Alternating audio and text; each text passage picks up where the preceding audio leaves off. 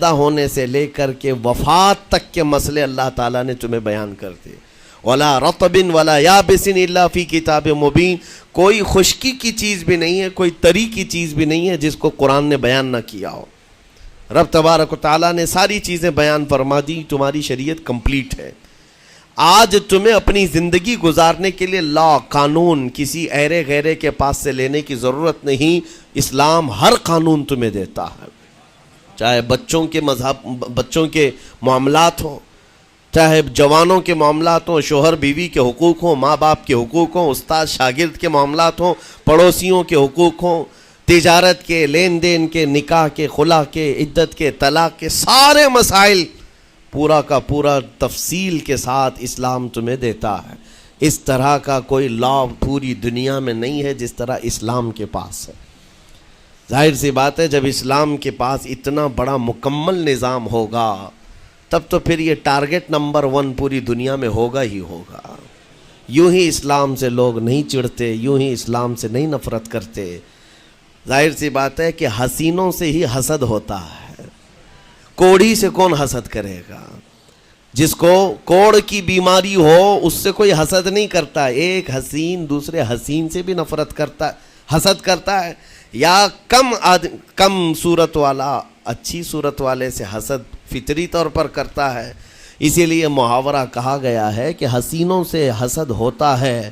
تو اسلام میں جو حسن ہے تو جتنے جلنے والے ہیں اتنے زیادہ حسد کرنے والے پیدا ہوتے ہی رہیں گے. اب آپ کے لیے یہ فخر کی بات ہے کہ دنیا جسے ٹارگٹ نمبر 1 کہتی ہے, جس سے چڑھتی ہے اور جلتی ہے, الحمدللہ رب تبارک و تعالیٰ نے وہ دین ہمیں عطا فرمایا. وہ اس لیے نہیں ہے کہ لوگوں کے چڑھنے کی وجہ سے میں فخر کر رہا ہوں, اس لیے کہ میرے دین کے علاوہ کوئی دین ایسا نہیں جو یہ دعویٰ کر سکے کہ ہم کمپلیٹ لا رکھتے ہیں. صرف اور صرف اسلام کے پاس ہے. میں یہاں کھڑے ہو کر کے یہ صرف الفاظ کی پھیکم پھاک نہیں کر رہا ہوں, چیلنج ہے یہ. پوری دنیا کے کسی بھی ریلیجن کے پاس وہ سارے مسائل نہیں مل پائیں گے جو دین اسلام کے پاس موجود ہیں. دین اسلام کے لیے اگر آپ کو میں بتا دوں کہ اس کا جو فقہ کا نظام ہے, مسئلے مسائل, جس کو اگر آپ پڑھنے کی کوشش بھی کریں زندگیاں بیت جائیں.